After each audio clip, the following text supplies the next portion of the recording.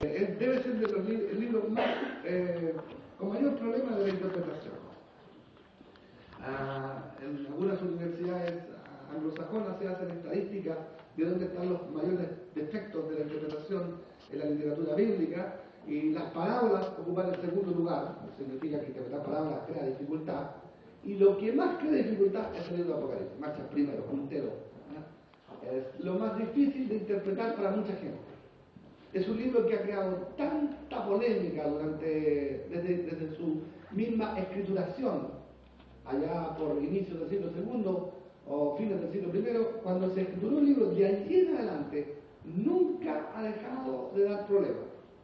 Tanto es así la problemática que ha causado este libro, que hasta el siglo VI,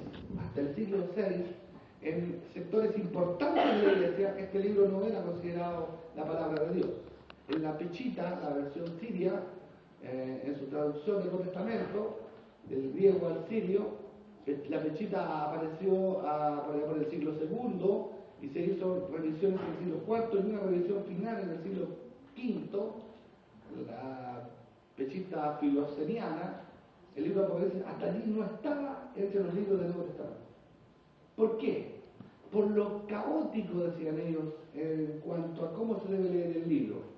Además, habían fuertes dudas respecto a quién fuera el autor, pues el libro, el autor se menciona, usted va a ver, como Juan el Anciano, Johann Kai Presbíteros, o Juan el Hermano, Johann Kai Adelfos. Nada más, nunca se menciona como apóstol. Y cuando habla de los apóstoles, los menciona en tercera persona. Eso indicaría que el escritor se coloca fuera del círculo apostólico. Eso ha hecho que los escritores del siglo II hayan comenzado a tener tanta duda sobre el libro, sobre el autor, sobre la forma de cómo interpretar el libro, que por fin lo han considerado no canónico. En el siglo IV, Eusebio Cesaria, el gran historiador, lo considera como antilegómena, significa libro disputado, libro discutible, considerando que ya para el siglo IV casi todos los libros estaban claramente aceptados como canónicos. Es tan complejo este libro que cuando llegó la Reforma Protestante en el siglo XVI, los propios reformadores no querían que este libro esté en el canon. Martín Lutero, cuando tuvo que traducir la Biblia, el Nuevo Testamento a la lengua vernácula alemán, Lutero no quería incorporar el libro de Apocalipsis en la Biblia en alemán, porque lo consideraba no palabra de Dios, un libro que solo provoca confusión. Al final, ante la presión de los amigos de él, lo incorporó y apareció en la Biblia de Lutero, el libro de Apocalipsis. Todo esto que estoy tratando de demostrar, ¿qué quiero probar? Que el libro, desde que se escrituró, crea problemas.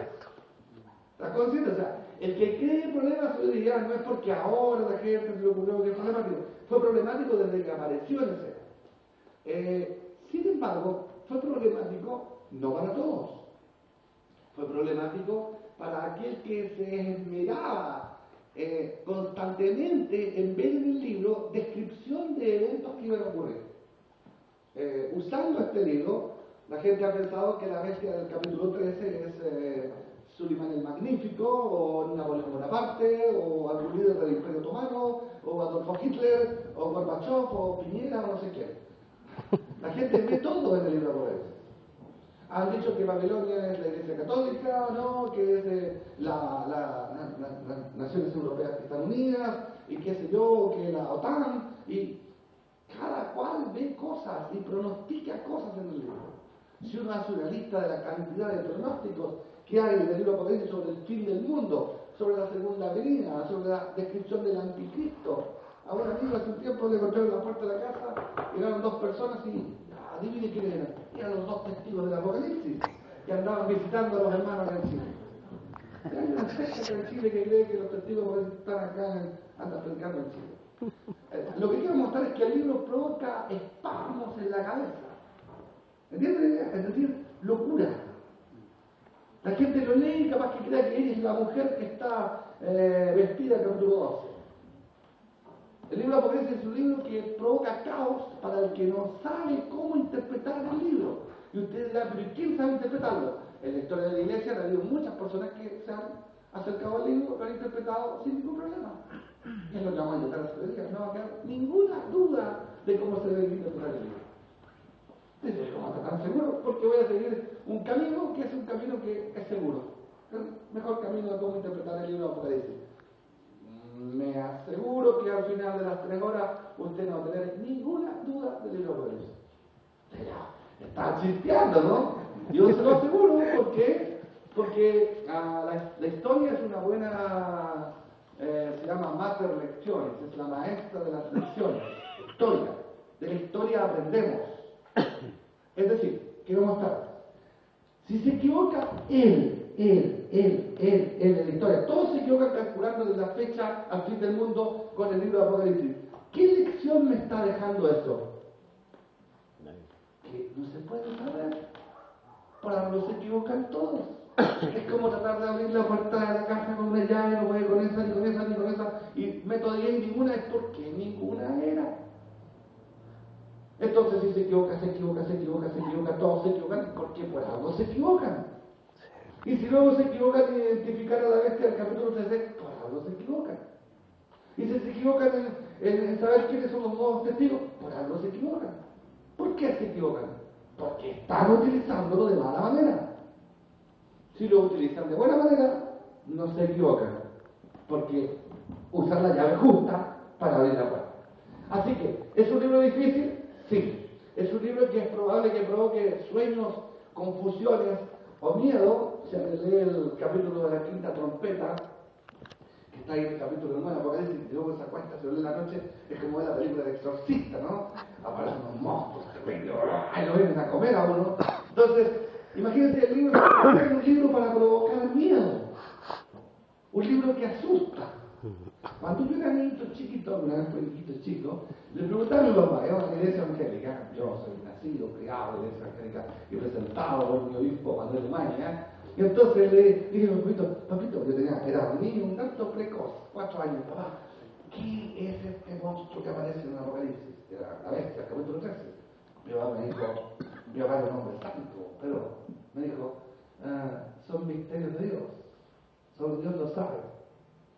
Porque nadie en la iglesia, aun cuando es una iglesia tan grande, nadie me enseñaba el libro de Apocalipsis, porque claramente son misterios de Dios. Entonces, si voy y le pregunto a mi abuela, que era presbiteriana, ella me decía que son misterios del Santo Dios.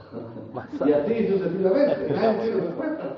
Y es porque hay una ciencia que se llama hermenéutica, que es una ciencia de interpretación de libros. Es decir, si yo leo la Ilíada, aplico métodos de cómo interpretar la Ilíada. Si leo la Eneida, aplico métodos como leer la Eneida. Si leo a Shakespeare o a Cervantes, aplico métodos. Si leo la Biblia, lo mismo, aplico métodos. Esta cosa es muy sencilla, solamente tomar un método, aplicarlo a un libro. ¿Cuál? El libro de Apocalipsis. Nada más. No hay misterios. Dios no es un Dios que entregue libros que sean incapaces los seres humanos de entenderlos. ¿Para qué daría un libro que nadie va a entender? Si da un libro es para que todos lo entiendan.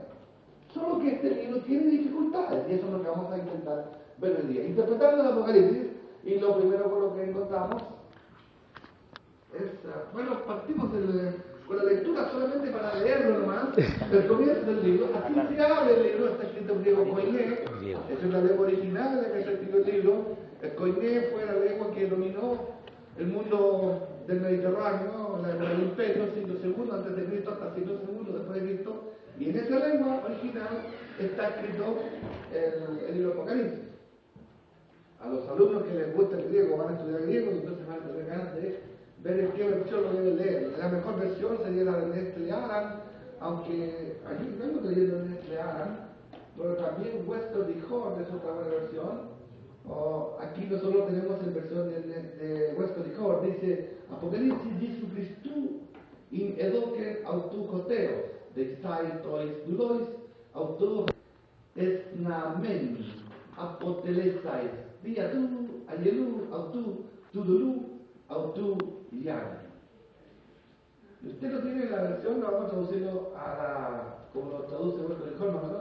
El Apocalipsis de Jesucristo, que él recibió de Dios para darle a sus siervos, para que las cosas que van a pasar pronto, él se las entregó a través de un ángel a su siervo Juan. Así comienza el libro, con personajes, con revelaciones. El libro que tanta dificultad ha dado, pero que sinceramente a un intérprete que utilice métodos de interpretación no le crea ninguna dificultad. Porque si yo voy y digo, ¿a quién le crea dificultad? A los que no saben usar métodos de interpretación. Pero si hago una lista de los buenos teólogos de la historia de la Iglesia, ninguno va a tener ningún problema con el libro, porque saben utilizar métodos y lo interpretan correctamente. Es decir, si utiliza método correcto, el libro queda interpretado. Si no sabe utilizar método, el libro es un caos, y entonces capaz que yo sea el falso profeta, y usted sea uno de los testigos, y usted sea la mujer vestida del sol, qué sé yo, y todos nos volvemos muy locos porque las sectas nacen mucho utilizando el libro del Apocalipsis. Usan Apocalipsis, usan Daniel, a veces usan Ezequiel. Una vez un hombre me dijo que él era un pastor, pero estaba muy enloquecido con que no entendía la doctrina, y me dijo, descubrí el secreto. Me llamó, fui a la casa, estaba alucinado, descubrí el secreto, el misterio. En el Apocalipsis 9 está la Atlántida. Yo pensé, ¿quién le habrá dado marihuana? No está la Atlántida en el libro del Apocalipsis, no tiene nada que ver con la Atlántida. Imagínense, ¿cómo llegó a esta conclusión? Porque no usa método. Se deja llevar por las elucubraciones. Si usted abre el libro de Apocalipsis y no entiende nada, es porque no sabe usar el método de cómo se debe interpretar el libro. No debe acostarse, orar de la noche, Señor, revélame, ¿de qué trata el libro? No. Los sueños no tienen que ser los instrumentos para interpretar libros de estudio, son métodos de interpretación. Así que, después de haber leído, avanzamos y tenemos entonces el temario que vamos a ver. Primero, introducción al libro y comentario al libro, y luego, adentro de la introducción, escuelas de interpretación, géneros literarios, fondo histórico, fondo literario, fondo teológico. Es decir, me acerco al libro de esta manera. Lo primero, le pregunto, ¿y cómo te han interpretado? Y entonces comienzo con las escuelas de interpretación. En las escuelas de interpretación han habido estos 4 caminos. El futurista histórico es aquel que tomó el libro y pensó que fue un libro escrito en el siglo I, pero para hablar de las cosas que van a pasar al fin del mundo. Esa fue la primera forma de interpretar en el pasado el libro, creyendo que es un libro escrito en el siglo I, pero que habla de las cosas que van a pasar en el fin del mundo. Eso se conoce como futurista histórico. Específicamente aquí en el futurista histórico había la idea de que la segunda venida de Cristo era en el momento de la consumación de la historia. No hablaban ellos, voy corriendo aquí hay que estar muy despierto, no hablaban de venida en 2 etapas. El mundo evangélico hoy día generalmente cree en venida en 2 etapas. Cree que primero viene Cristo, se produce un rapto secreto, desaparecen millones de personas, luego comienza una tribulación de 7 años, luego viene Cristo por segunda vez, pero segunda etapa, y le pone fin al reinado del anticristo, y allí comienza el milenio. Bueno, el futurista histórico no creía en tal cosa. El futurista histórico, estoy pensando desde el siglo II hasta el siglo XX, han habido personas que han abierto la Apocalipsis y han pensado que ese libro todo trata del tiempo del fin del mundo y describe una segunda venida, específicamente en el capítulo 19 del libro de Apocalipsis, cuando se producen las bodas del Cordero. Este futurista histórico, uno podría encontrar a los grandes teólogos de la Iglesia y todos van a ser fuertemente simpatizantes del futurismo histórico. Es decir, el Apocalipsis es un libro que habla del tiempo del fin del mundo, describe el fin del mundo y describe la segunda venida de Cristo. Habla de una tribulación también, y allí se podría decir que los futuristas históricos creían que la Iglesia pasaría por toda la gran tribulación. Luego el futurista dispensacionalista no es lo mismo que el futurista histórico, porque el futurista histórico lo rastreamos hasta el siglo II, siglo III, hasta el siglo XX. Pero el futurista dispensacionalista lee el libro de otra manera, y es un movimiento que surgió en Inglaterra en el siglo XIX. Eso significa que hasta el siglo XIX nadie había sido futurista dispensacionalista. ¿Cómo surgió el futurista dispensacionalista? Surgió de la manera más evangélica que se puede imaginar. Una chica, 14, 15 años, Margarita MacDonald, uno la puede rastrear en Google y buscar todos los datos de la vidente Margarita MacDonald, se acostó, tuvo un sueño, y en el sueño ella llegaba a su casa y no encontraba a ninguno de sus parientes. se le habían perdido los parientes. Entonces Dios le decía que sus parientes se habían ido al cielo porque se había producido la segunda venida y ella se había quedado aquí en la tierra porque no era lo suficientemente piadosa. Entonces ella le contó los sueños a su familia, después se lo contó al pastor. El pastor conocía a un caballero que escribía libros que se llamaba Guillermo Darby, y Guillermo Darby escribió el libro y había nacido el movimiento dispensacionalista que cree que el Apocalipsis se refiere todo al fin del mundo. Sería futurista histórico, pero con una variante. La segunda venida ahora se transformaba en una segunda venida en dos etapas. Primero, invisible, para tomar la iglesia, llevarla al cielo, iniciar la tribulación, y luego una segunda venida, segunda etapa, visible, todo ojo lo ve, para ponerle fin al gobierno del anticristo. Esa es la diferencia entre un futurista histórico y un futurista dispensacionalista. Quiero que sepa que en Estados Unidos hay más de 25 millones de personas solo en las asambleas de Dios que creen en el futurista dispensacionalista, o sea, está esperando un rapto secreto, invisible. Cristo viene, se levanta la iglesia, la lleva, la pone arriba, acá está la tribulación, se matan todas las personas, luego viene Cristo otra vez, le pone fin a la tribulación y comienza el milenio.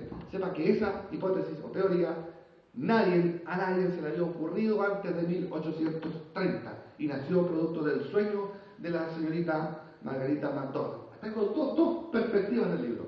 La primera, toman el libro como solo refiriéndose al tiempo del fin del mundo.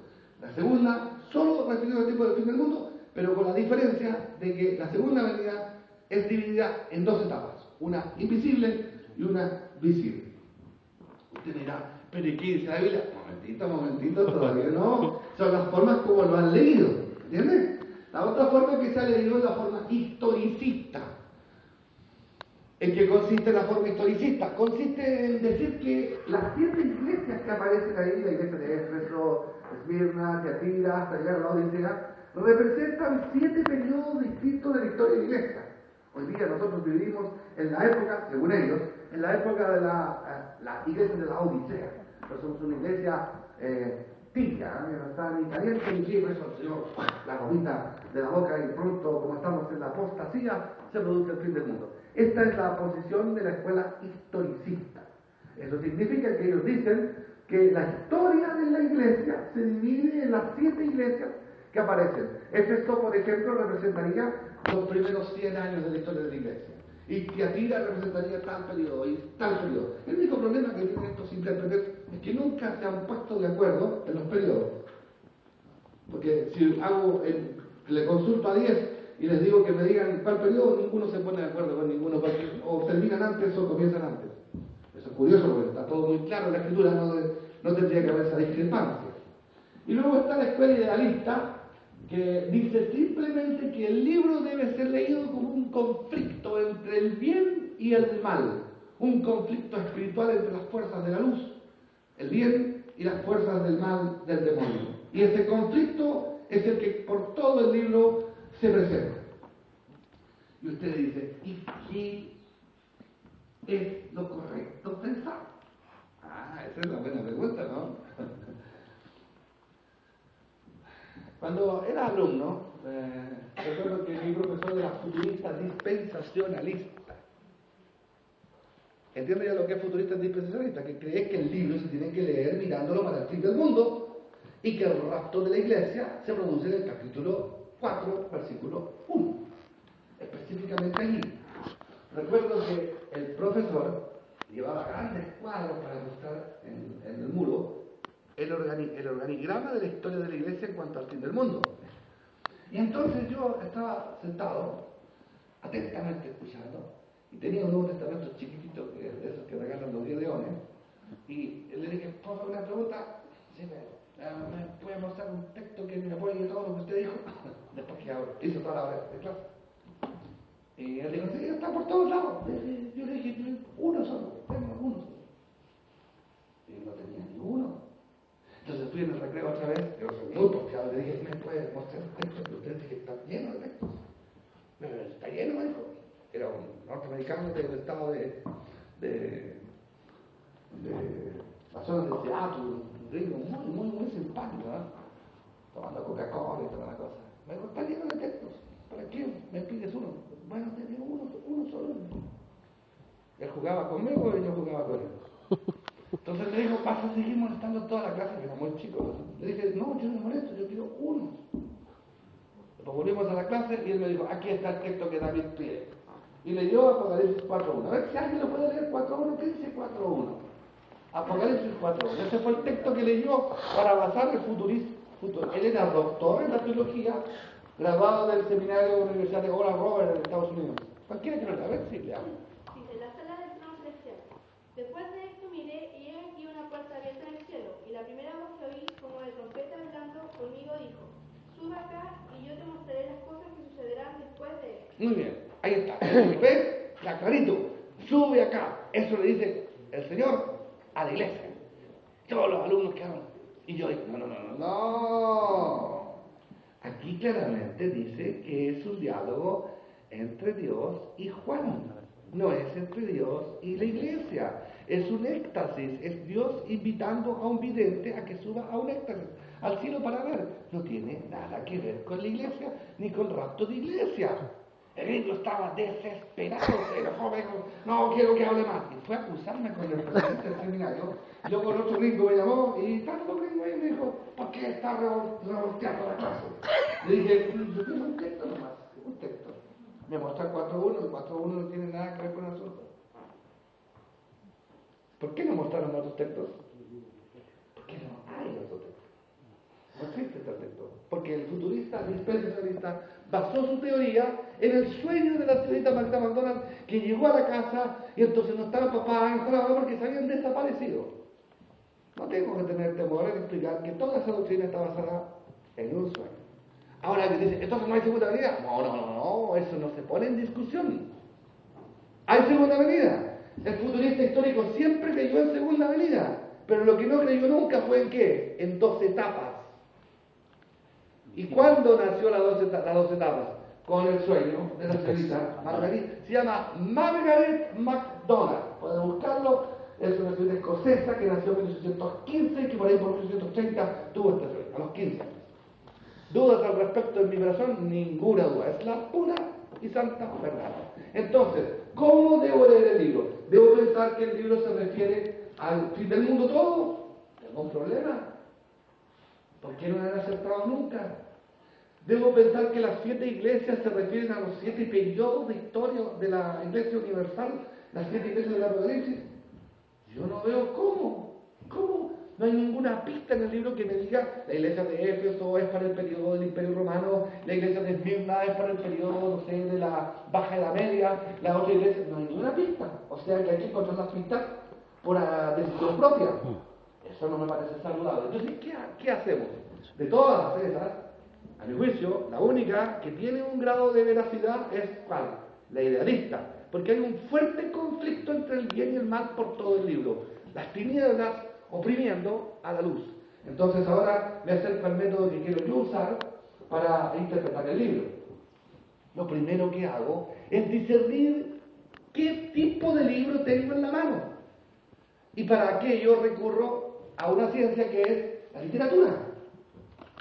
Un profesor de literatura, yo le pregunto, ¿qué tipo de libro tengo aquí en la mano? Y él dice, a ver, pásame, no voy a leerlo. Le paso el libro, lo lee, me dice, tienes 3 géneros literarios. 3 géneros literarios. Y eso es lo que da dificultad al libro de Apocalipsis. No porque haya misterios, no porque haya cosas escondidas, sino la dificultad del libro radica en que es un triple género literario. Generalmente cuando me acerco a un libro es un género literario. Entonces, para un género literario saco una caja de herramientas y con una caja de herramientas interpreto el género literario. Pero aquí tengo que llevar ¿cuántas? 3 cajas de herramientas. Primero es una epístola. Voy a probarlo. ¿Qué significa que es una epístola? Que hay un escritor, un remitente y hay un destinatario. El libro claramente tiene destinatarios y remitentes. Y los remitentes son las 7 iglesias de Asia Menor. Les envía una carta a estas iglesias en la cual hay una intención del autor, un propósito del autor, una ocasión a la carta. En todo momento veo el sentido de carta. A ver si me ayudan ustedes. Apocalipsis 1, 2, 3 y 4. A ver si ustedes me ayudan leyendo ese párrafo. 1, 2, 3 y 4, ¿no? ¿Qué dice ahí? La revelación de Jesucristo que Dios le dio para manifestar a sus siervos las cosas que deben suceder pronto, y la declaró enviándola por medio de su ángel a su siervo Juan, que ha dado testimonio de la palabra de Dios y del testimonio de Jesucristo, y de todas las cosas que ha visto. Bienaventurado el que lee y los que oyen las palabras de esta profecía, y guardan las cosas en ella escritas, porque el tiempo es hacer. Dice el que lee y el que escucha. Eso significa que la van a leerla y la van a oírla. ¿Pero quién? Versículo siguiente. ¿Qué dice? Juan, ¿a qué? A las 7 iglesias que están en Asia. Y con un saludo que dice, gracias a vosotros y paz de parte del que es, era y vendrá. Eso significa que hay un remitente y un destinatario y hay un saludo. ¿Alguien tiene una duda que este libro es una epístola? Es una epístola. Una epístola, entonces, aquí aclaro, una epístola es un documento de ocasión. Es decir, mi abuelita está enferma por allá por Coyhaique y yo le mando una carta diciendo, abuelita, yo deseo que tú te mejores, tómate los medicamentos, anda al médico. ¿Qué es lo que provoca que yo le escriba? Porque me enteré que estaba enferma. Es una ocasión, un detonante que provoca el escrito. En esta carta tiene que haber habido un detonante que provocó que Juan le mandara cartas a estas 7 iglesias. Vamos a preguntar un momento más, ¿por qué 7 iglesias? ¿De dónde son estas 7 iglesias? Mucha gente piensa que son iglesias que están en el aire y reales, pero son iglesias que están en el mapa, incluso siguen la misma ruta que seguía el correo romano. O sea que son cartas de verdad, escritas por un hombre de verdad, a iglesias de verdad. Entonces, lo primero que tengo que hacer es saber cómo se interpreta una epístola. Una epístola es un documento de ocasión. Eso significa, y aquí tengo la clave, justo aquí puede terminar la charla y se acabó el libro. Si es una carta, ¿qué significa? Que todo lo que hay dentro de la carta, que incluye los 22 capítulos, no como algunos han creído que la carta dura del 1 al 3 y del 4 para adelante se acaba la carta, no, la carta dura los 22 capítulos. Todo lo que hay en la carta debe ser entendible por quién. Por los que por primera vez recibieron la carta. Es decir, si él mandó la carta, nosotros recibimos la carta, él, como es sano, no está enfermo, envía una carta que nosotros podamos entender. Usa códigos que entendamos, usa lenguaje que entendamos, usa hábitos y costumbres que entendamos. Él no puede mandar una carta que ninguno de nosotros entienda, porque sería que él está enfermo, está loco. Nadie le manda carta en quirogoncia a las otras personas. Entonces, si él mandó una carta, nosotros la tenemos que entender. Luego, si Juan mandó una carta a las 7 iglesias, ¿cuál sería la clave para interpretar el libro? Colocarme en el lugar de quién? Del destinatario original. Y pensando como el destinatario original, toda la carta, toda estaría entendida. ¿Qué me quiere hacer creer el futurista? Que Juan él le mandó la carta acá, pero le dice, no, pero no es para ellos. Ellos creen que es para ellos, pero es para el fin del mundo. La carta perdería el sentido porque una carta no se manda como un pretexto para hablar de cosas que van a ocurrir después. La carta se manda para hablar de cosas que están ocurriendo. Entonces, tengo que es una carta, pero tengo un problema. Es una carta escrita con lenguaje apocalíptico. Pertenece a otro género literario que es la apocalíptica. La apocalíptica fue una moda literaria en el mundo greco-romano-judío de los siglos II antes de Cristo hasta el segundo después de Cristo. En esos 400 años, la moda literaria era escribir de manera apocalíptica. La palabra apocalipsis significa correr el velo para que se pueda mirar detrás. Entonces, un apocalipsis es un intento por correr el velo para mirar las cosas desde el otro lado tal como las ve la divinidad. ¿Entienden? Y no es el único apocalipsis. Está el apocalipsis de Pedro, el apocalipsis de Baruch, el apocalipsis de Mateo, el apocalipsis de María. Está lleno de relatos apocalípticos que circulaban en el mundo de la época, de esa época. El apocalipsis de San Juan, que tenemos nosotros, que se ha adjudicado al apóstol Juan, es válido como un libro apocalíptico y tiene todas las características de un género literario apocalíptico, lleno de símbolos, lleno de números, lleno de orden, 7 sellos, 7 copas, 7 trompetas. Entre los sellos y las trompetas, interludio. Entre las trompetas y las copas, interludio. ¿Cree que todo eso es casual? Eso habla de un estilo literario. El número, el famoso, y el que tenga sabiduría entienda, el número de la bestia es 666. Y los hermanos piensan que son las tarjetas de crédito, no tienen nada que ver con las tarjetas de crédito. No tiene nada que ver con la cuestión que le pusieron en el carnet. Es simplemente un método de la época. Entonces yo le pregunto al destinatario, ¿qué está haciendo con el 66? Es que entre nosotros está de moda la gematria. La gematria, ¿con qué se come esta cuestión? No se come la gematria. Es simplemente un juego judío en donde las letras y los números se intercambian. Aleph 1, Bet 2, Gimel 3, Dalet 4, Hei 5, Yet 6. Ese es método judío y lo usaban todos los hombres del Medio Oriente, en donde la letra tiene valor el número tiene valor de letra intercambiablemente. Entonces simplemente el cerebro es un anagrama para jugarlo. Y cuando lo hago, 666, con las letras griegas, con las letras hebreas incluso, siempre me da Nerón César. Nerón César. ¿Qué me está diciendo? El número de la bestia identifica quién es la bestia. Es el César, el emperador. ¿Por qué tiene que ver el emperador? Porque es un documento de ocasión. ¿Y qué estaba ocurriendo allí? Una tremenda persecución de la iglesia cristiana, perseguida justamente en la zona de Asia Menor por el terrible emperador Domiciano. Ya tengo el libro casi interpretado, ¿se da cuenta? Es un documento, es una epístola, documento de ocasión, circunstancias, ocasiones, propósito del autor, escrito en lenguaje apocalíptico con visiones, con símbolos. La bestia no es una bestia, es un hombre. ¿Se da cuenta? Babilonia es una forma de referirse. ¿Qué es Babilonia? Babilonia es una forma de hablar, se llama mote, es un apodo. Cuando cayó Roma, cuando cayó Jerusalén en el año 70, los judíos comenzaron a apodar a Roma Babilonia. ¿Por qué razón? Porque el primer imperio que botó el primer templo en la época de Jeremías fue el imperio de Babilonia. Cuando cayó el segundo templo, que cayó en la época de Jesucristo, 40 años después, los romanos botaron ese templo y los judíos comenzaron a llamarle a los de Roma Babilonia. Y fue un mote, un apodo acostumbrado. Babilonia es Roma. El capítulo 17 y 18, cuando describe Babilonia, está haciendo una alusión figurada, burlesca de Roma, de la capital del imperio. Ahora, ¿cómo llega a toda esta conclusión? Por la cuestión de la ocasión. La ocasión es determinante. El saber que es una epístola es lo que me abre los ojos para entender el libro. El saber que es apocalíptica, tengo que tener presente que está cargado de símbolos. Desde el capítulo 1, cuando comienza la descripción del Cristo exaltado, del Cristo apocalíptico, hay una visión del verso 8 al verso 18 de Apocalipsis 1.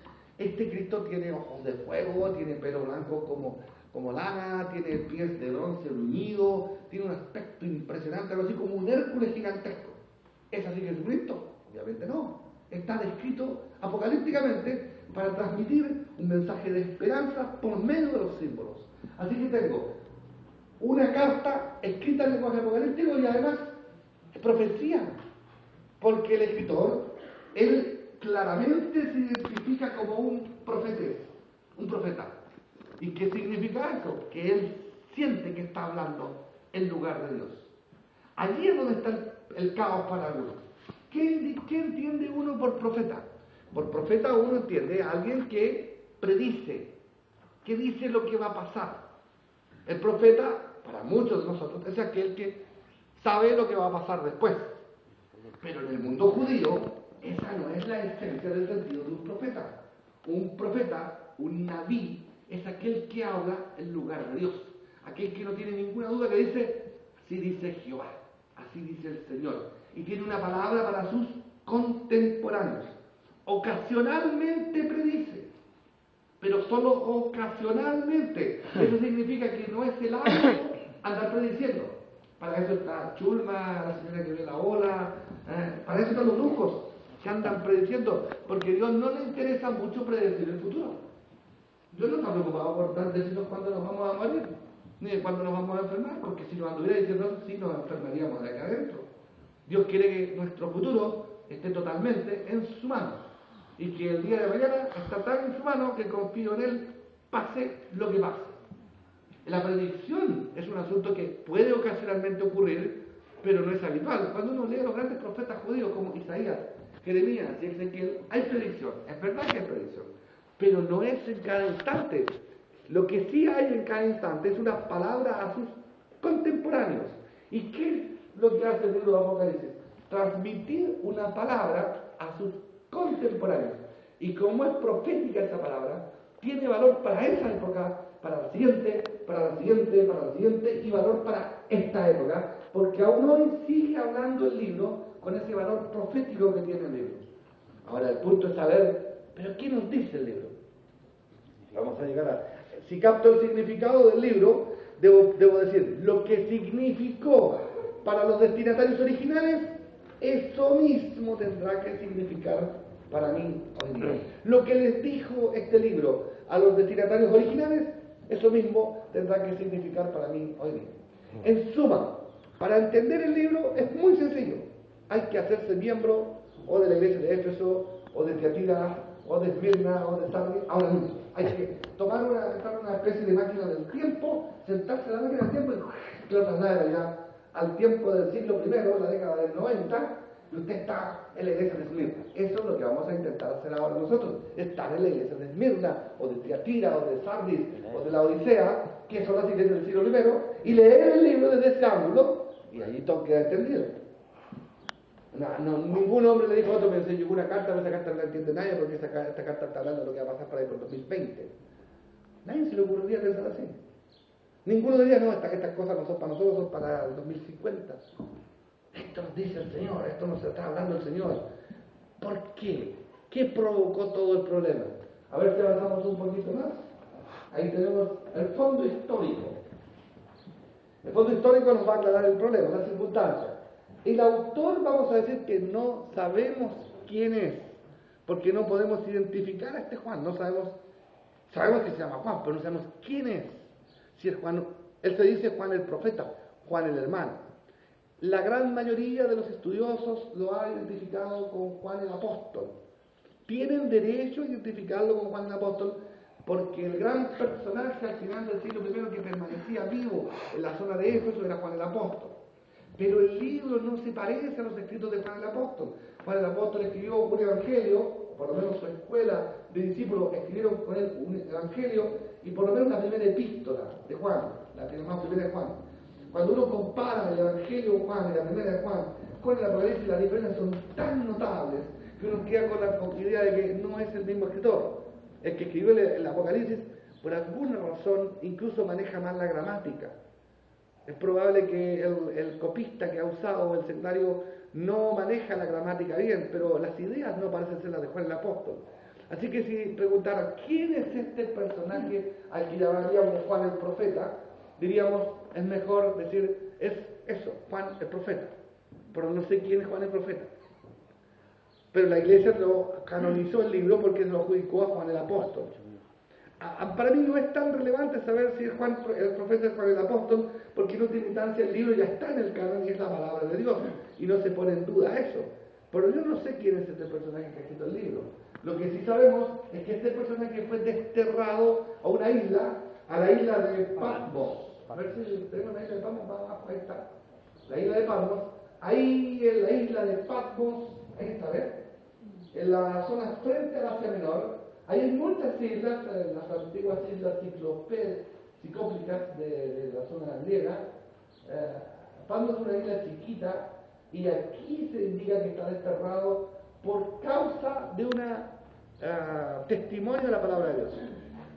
Pareciera, hay una discusión respecto a lo que ocurrió en aquel momento como para que esta persona vaya a la isla desterrada. Todo el mundo de la época está bajo el dominio del Imperio Romano. Así lo vemos. Está bajo el mapa.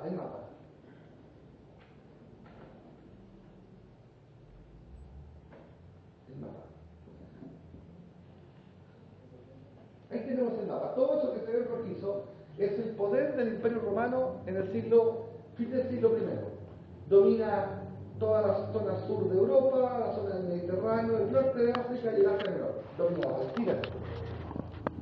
El Imperio Romano no es un imperio que quiera andar matando personas, es un imperio bastante justo. Se practica la esclavitud todavía, hay esclavitud, pero no es un imperio bárbaro que quiera solo matar gente. Pero si el imperio impone algunas cuestiones y la gente se opone a lo que impone el imperio, ahí sí que le va a ir mal. Sobre todo si la persona no quiere pagar los impuestos. Si paga los impuestos, el imperio queda contento. El Imperio Romano controla todo, y ahí en la zona donde dice Asia es porque la provincia se llama provincia del Asia Menor. A ver, ahí está la provincia del Asia Menor. Y en esa zona, ahora sí nos vamos a volver al mapa, al otro mapa. En esa zona, al mapa de Patmos, ahí está el mapa. En esa zona están las iglesias. Está Éfeso y Esmirna en la costa, Pérgamo, Tiatira, Sardis, Filadelfia y la Odisea. Fíjese, el orden es exactamente el orden que aparece en el libro. La carta primero fue a Éfeso, después Esmirna, Pérgamo, Tiatira, Sardis, eso no es casual. Ese orden indica que el autor escribió la carta y se la mandó a estas iglesias para que las leyeran en esas iglesias. Y el orden fue el mismo orden que utilizaba el correo romano. Son iglesias reales, hay una circunstancia real. ¿Cuál es la circunstancia? La circunstancia tiene que ver con un emperador romano. Ahora vamos a mirar los emperadores. Ahí tenemos a los otros, la lista. Ahí tenemos los emperadores. Jesucristo nació bajo el gobierno de Octavio, que también se conoce como Augusto. Jesucristo nació bajo el gobierno de Octavio y Jesucristo murió bajo el gobierno de Tiberio. Luego están Calígula, Claudio y Nerón. Luego viene el periodo de guerras civiles entre los años 68 y 69, donde están los tres emperadores que no son reconocidos universalmente como Galba, Otón y Vitero. Luego está Vespasiano, que tiene un largo gobierno, constructor del Coliseo, avanzando. Y luego tenemos más. Ahí falta Tito. Ahí hay una falla, porque falta, después de Vespasiano está Tito, ahí está, ¿ves? Del 29 al 81 está Tito, y luego está el gran Domiciano. Vamos a mirar a Domiciano. Ahí está el emperador Domiciano. Este emperador tiene el mérito cruel de haber sido el primer emperador que realizó una persecución masiva a cristianos. Eso significa que masacró cristianos. El emperador Nerón hizo una persecución leve en Roma, circunscrita solo a Roma. Quemó Roma, mandó quemar Roma. La cosa es que luego culpó a los cristianos y persiguió a algunos cristianos, pero no fue persecución que tenga carácter universal, porque fue circunscrita solamente a Roma y por un periodo muy breve de tiempo. Pero Domiciano inició una persecución violentísima en Asia Menor, donde justo estaban las ciudades de Éfeso, Esmirna, Tiatira. Persiguió a esas iglesias, a las de esa zona. En esa zona había más que 7 iglesias, pero el escritor decidió mandarle a 7 porque 7 es el número simbólico de totalidad, indicando que le estaba mandando la carta a todas las iglesias de la universalidad, pero específicamente a las del Asia Menor. Este emperador masacró cristianos. Ahora, es verdad que hasta hoy día no se puede atestiguar con certeza plena que fue una persecución de tipo universal, pero hay evidencias de varios asesinatos, y los historiadores están pensando que pudo haber matado entre 10.000 hasta 30.000 cristianos, otros dicen solo 5.000. No tenemos certeza, y tal vez nadie va a tener la certeza de a cuántos mató, pero persiguió durante algunos meses, 4 a 5 meses, a las iglesias del Asia Menor. Cuando comenzó esa persecución, ese fue el detonante para que se escribiera el documento que nosotros llamamos el libro del Apocalipsis. Pues el cruel imperio romano se está enfrentando, el poderoso imperio romano, con la naciente iglesia. En esta guerra de un monstruo grande contra un indefenso niñito, ¿quién va a ganar? ¿El imperio monstruoso con el emperador que está sentado en el trono, o esta pequeña iglesia que está recién naciendo? Ese es el sentido del libro. Por eso que hablé de la escuela idealista, que tiene mucho a favor, porque dice que hay un conflicto en el libro entre el bien y el mal, y eso claramente está en el libro. Pero no solo esa lectura vale, porque también hay una circunstancia real, una circunstancia histórica. Hay iglesias siendo perseguidas, siendo asesinadas, siendo masacradas por las fuerzas del emperador Domiciano. La fecha de la persecución, casi todo el mundo la coloca alrededor del año 95, algunos por ahí piensan que pudo haber sido a fines del 94. O sea, ahí tenemos el detonante: persecución, violencia, masacre. ¿Cuál cree usted entonces que sería el propósito del autor al escribir un libro o un grupo que está siendo masacrado y perseguido? Consolación. Consolarlos, alentarlos, prepararlos, no, ya los están matando a todos. Consolarlos, alentarlos, darles esperanza, darles ánimo, decirles que el que está sentado en el trono no es el emperador, sino el Yeshua Nazaret. ¿Se da cuenta? ¿Cree usted que el autor trataría de hablar del fin del mundo? Cuando lo que está ocurriendo es una persecución. Toca el fin del mundo. Roza lo del fin del mundo. Porque el conflicto entre el bien y el mal que comenzó allí no termina hasta el fin del mundo. Pero el documento es un documento de ocasión para enfrentar la problemática que están viviendo las iglesias del Asia Menor. Son iglesias reales, con personas reales, que enfrentaron persecución y en la cual varios aristócratas que se habían convertido, por ejemplo la hermana Domitila, que era pariente del emperador, fue asesinada. Fueron muertos los cristianos y morían valientemente, y no hay mucha evidencia de que hayan escapado. Parece que eran muy nobles en cómo enfrentaban la persecución. Entonces, la ocasión, la persecución de Domiciano, el propósito del lector: alentar, consolar, animar, dar esperanza a esa comunidad perseguida. Y cada vez que en el tiempo una comunidad sea perseguida, una iglesia, puede encontrar sus mejores páginas, ¿dónde? En el Apocalipsis. Si hubiera una persecución nacional, donde el gobierno masacraba a creyentes, les aseguro que el libro predilecto sería el Apocalipsis, porque es el libro que jugaría las lágrimas. Pero no para estar haciendo cálculos de cuándo va a ocurrir la segunda venida, porque la segunda venida tenemos certeza total de que ocurre, pero no sabemos ni cuándo, ni dónde, ni cómo. No solo que no sé el cuándo, no sé ni el cuándo, ni el dónde, ni el cómo. Solo sé que ocurre. Y que me supera, me desborda. Y el libro de Apocalipsis, si lo usa para calcular la segunda venida o dar pistas, yo le puedo apostar un Rolls Royce. Nadie jamás va a tener una pista. Porque no hay una sola pista. No porque no puedan encontrar las pistas, es porque no hay pistas. Porque el documento de ocasión alentó, consoló, animó, dio esperanza, pero no fue un horóscopo para el futuro. No hay pistas de nada. Así que avanzamos al siguiente. Estamos quedando... Entonces, la estructura. Queremos mirar un poquito la estructura. El libro se divide así. Primero hay una introducción que está presentada con un prólogo, pequeño prólogo, y una visión introductoria donde aparece el Cristo apocalíptico exaltado, solo para dar aliento. Tiene una espada que sale de la boca. ¿Qué significa? Que con esa espada va a matar a los malos. Tiene ojos como llama de fuego, que significa que estoy viendo. Porque la gente acaba de estar viendo, estoy viendo. Tiene cabellos como blanca lana, que significa es eterno. Él no pasa. Están los pies de bronce bruñidos, significa que y aunque me boten, y aunque me golpeen los emperadores, yo no caigo. Se anda paseando en medio de las iglesias. ¿Qué significa? Estoy con ustedes, no están solos. Soy el testigo fiel. ¿Qué significa el testigo fiel? La palabra testigo en el griego significa aquel que por dar testimonio da la vida, el mártir, el martureo.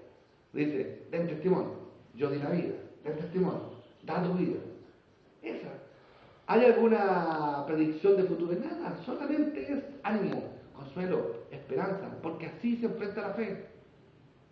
El caminar día a día es incertidumbre. Caminamos sin saber por dónde vamos, caminamos por la fe, sin certezas, solo confiando, solo confiando. Y por eso él quiere solo alentarlo a la fe. Sigue creyendo, no más. Aquel que quiera tener certeza de cómo va a ocurrir todo el futuro, tiene que cambiarse de religión.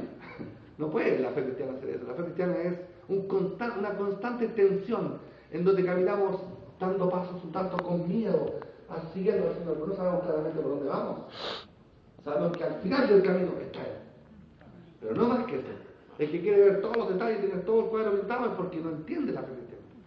Así que tenemos una introducción y luego cartas a las 7 iglesias. Esas cartas a las 7 iglesias son muy ricas y son muy aplicables para la vida de hoy, porque las iglesias de la antigüedad se parecen mucho a estas iglesias. En esas iglesias había gente peleadora, gente mentirosa, gente chismosa, parecido a nosotros, ¿eh? No. Era muy parecido, de gente que apostataba, incluso algunas mujeres tomaban el control de la iglesia. Por eso el Señor mandó que las mujeres se callen en la iglesia y que no hablen una sola palabra, ¿no? Y luego está la parte del futuro escatológico, y ahí es donde uno tiene que tener cuidado, porque uno dice el futuro escatológico significa que ahí está la descripción de toda la época del fin del mundo. No. Ahí está escrito de forma simbólica las cosas que nos superan desde el punto de vista de lo terreno, las cosas trascendentales. Esa estructura la vamos a mirar después del café, después del recreo. Las fuentes, hay una discusión muy interesante sobre el libro de Apocalipsis, sobre si es un libro escrito de una sola sentada por un solo personaje o es un libro compuesto por varios fragmentos. Hay muchos que han propuesto la idea de que sea un escrito basado en un escrito judío. Para eso dan muchos argumentos. Los estudiantes que estudian Apocalipsis en nuestro instituto les explicamos todos los detalles. Esa hipótesis es muy buena. La idea de que hay un escrito judío básico sobre el cual se había construido el Apocalipsis. La otra hipótesis de una elaboración conjunta de diversas fuentes, en suma una teoría fragmentaria. Yo diría que eso lo suspendemos. Ahí hay uno de los temas más ricos de discusión, de saber cómo se formó el libro. Si lo escribió Juan con su escuela de discípulos de una sola sentada, en un periodo de tiempo, pero de una sola tirada, o fue una reunión de distintos fragmentos. Si yo tuviera que apostar, yo apostaría que es un conjunto de diversos fragmentos, porque hay algunos interludios, por ejemplo, los sellos no tienen nada que ver con algunos interludios, y por ejemplo el interludio donde están los dos testigos y está la aparición de la mujer y el dragón que la va persiguiendo, parece no tener relación con ni con las trompetas ni con las copas. Eso significa que sí, es como por ejemplo que yo estoy hablando de las papas, y de repente los tomates. ¿De dónde llegan los tomates?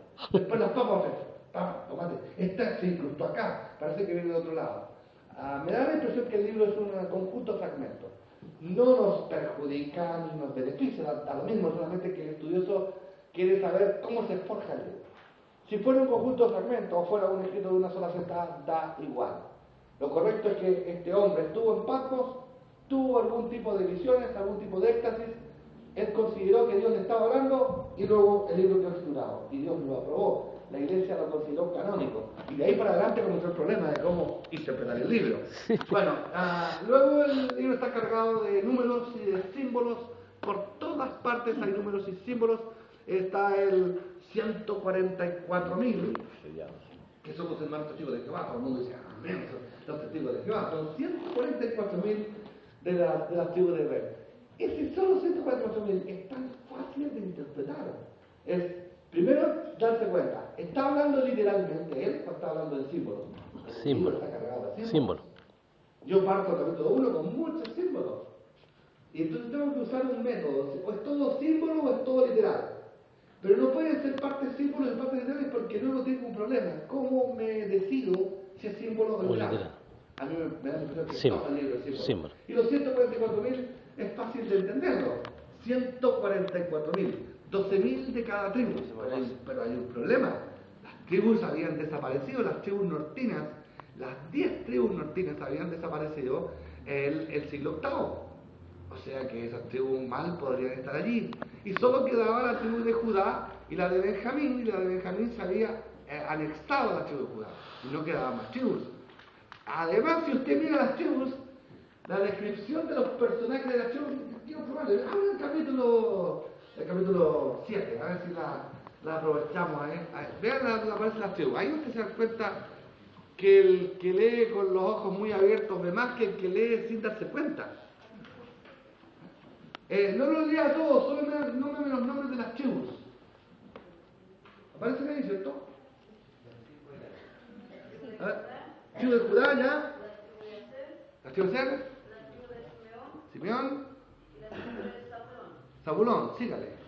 A Leví, Rubén. Para. No, ya nomás. ¿Cómo? Después de Zabulón.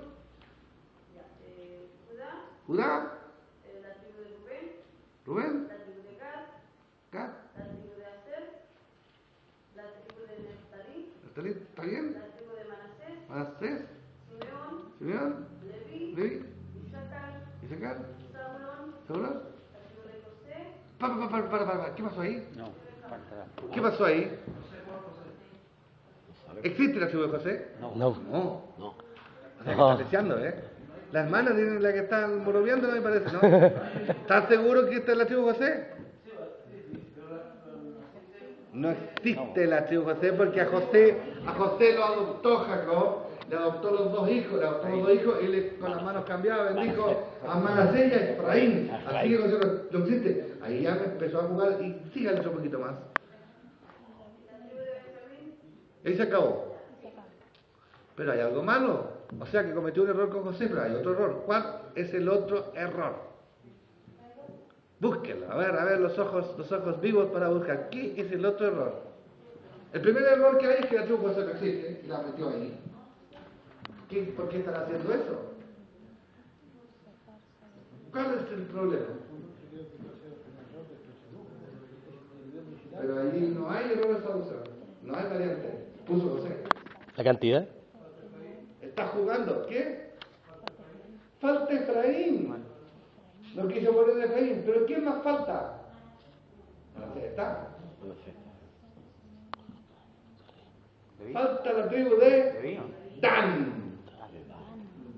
¿Y por qué no puso Dan? ¿Se da cuenta? O sea que es artificial. No es un tema de las tribus. 12.000 por 12.000, 144.000. 12 totalidad. La totalidad de la totalidad. Va a ser sellado por Dios para que no les pase nada. Eso es solamente un símbolo para decir, hermanos, estamos protegidos. ¿Quiénes? Toditos. ¿Quiénes? Los de la persecución de aquella época y los de cualquier persecución de cualquier época. Están protegidos. Y jugó con las tribus. ¿Por qué con las tribus? Porque a las tribus del pueblo del Antiguo Testamento. ¿Por qué dejó afuera a Dan? ¿Por qué razón? Porque según la tradición judía, de Dan sale el anti-Yahvé. El malo de la mente. Cuco. Él sale de Dan. Y por eso no puso a Dan. Está jugando con los símbolos totalmente. Pura simbología. Él la entiende y las tradiciones judías del Medio Oriente también la entienden. Nosotros nos cuesta entenderla porque tenemos que para eso viajar a máquina del tiempo. Bueno, nos vamos de los números de los símbolos y ahí tenemos el fondo teológico. El libro es un libro de cristología, por eso que es un libro valioso y que ojalá lo prediquemos y lo enseñemos, pero no para hablar de cómo va a ser el fin del mundo, para decir cómo el Cordero de Dios enjuga las lágrimas, cómo el Cordero de Dios cuida a su pueblo, cómo el Cordero de Dios vence al mal. Para eso el libro está genial. Es un libro de cristología, de profunda esperanza. Dualismo, que significa que el mal se enfrenta con el bien. Ese conflicto que corre por todo el libro, el mal enfrentándose al bien. El creyente con fe dice, el bien triunfa, porque Cristo ha triunfado. Es un libro donde el determinismo es muy importante, está todo armado. Ni una hoja al árbol se cae si no es por la voluntad de Dios. En el libro nada es casual. Ni siquiera la persecución. Los está matando, pero ni siquiera eso es casual. Aún eso está en el perfecto plan de la voluntad de Dios. Así que el determinismo corre por todo el libro. La espera de un fin inmediato. La gente de la época esperaba el fin del mundo mañana. Y los hermanos por algunos años, o por lo menos hasta los años 50, del 30 al 50, usaron el saludo del Maranata. Maranata, Maranata. En arameo, el Señor viene, el Señor viene. Es decir, esperaban un fin inmediato. Los apocalípticos viven esperando el fin inmediato. Nosotros, ante la pregunta, ¿está bien que lo hagamos? Está perfecto que lo hagamos. Aunque nos vayamos de la vida, la muerte nos sorprenda y nunca hubiéramos visto el fin, igual está bien que lo hubiéramos esperado. ¿Me entiende la idea? Eso significa que en lugar de sentarme a sacar las cuentas, ¿sabes cuándo podría ocurrir algo? Digo, vivo esperando el momento en que el Señor venga por mi vida. Venga por mi vida, ya sea individualmente o colectivamente, pero vivo esperando ese momento. Vivo en expectativa del fin inmediato. Pero sé, de acuerdo a la historia, que es casi un hecho que me voy a ir de aquí y la muerte solamente va a ser el último que me va a llamar. Dios va a usar la muerte. No debe perturbarme. Eso de, algunos tienen la venida por tardanza, no me tiene que perturbar. Si se tarda, sabrá por qué se tarda. Él tendrá sus mecanismos, él tendrá sus tiempos. No me debe apresurar eso, no me debe desesperar. Lo que sí no debo pensar de que en mi generación sí que se va a agarrar el mundo. Yo me acuerdo cuando era chico y pensé, nunca voy a pasar de 21 años, nunca, porque el Señor va a ir antes que tenga 21 años. Y pues, ya tengo casi 75 y pasó y no vino. ¿Cómo ocurre eso? Porque la expectativa del fin que tiene el ser humano la usa Dios. Así que está bien que espere la segunda venida, está bien que diga el Señor viene pronto, maranata, bien. Pero es muy probable que nos vayamos toditos los que estamos aquí sentados de esta vida. La historia va a continuar. Y Dios no va a haber mentido ni va a haber fallado. Simplemente así funciona. Usted sabe, un minuto, es un argumento que usa el Pedro, un día es 1000 años, así que espera un par de días más. No hay problema, no debe alterarnos la mente, no debe desesperarnos. Y tampoco debemos tratar de usar lo que está ocurriendo como señal diciendo, ahora sí que es. No. Siempre pudo ser, siempre puede ser. La segunda venida pudo haber ocurrido hace 2000 años, puede ocurrir hoy día o en 2000 años más y da lo mismo. No es importante aquello, lo importante es que el ser humano tenga la expectativa de esperar este fin inmediato. Luego en el libro aparecen las dos bestias, están las fuerzas del mal, una de las bestias, estaba pensando en el Colo-Colo, inmediatamente me vino a la mente, pero Colo-Colo es la española.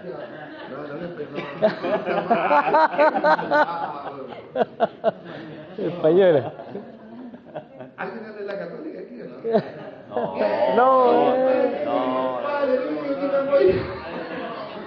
¿El Jeremy? Bueno, el milenarismo es una idea del libro. Está en la parte final del libro el concepto de milenio. ¿Por qué? Porque es una creencia judía. Los judíos creían que Dios hizo el mundo en 6 días.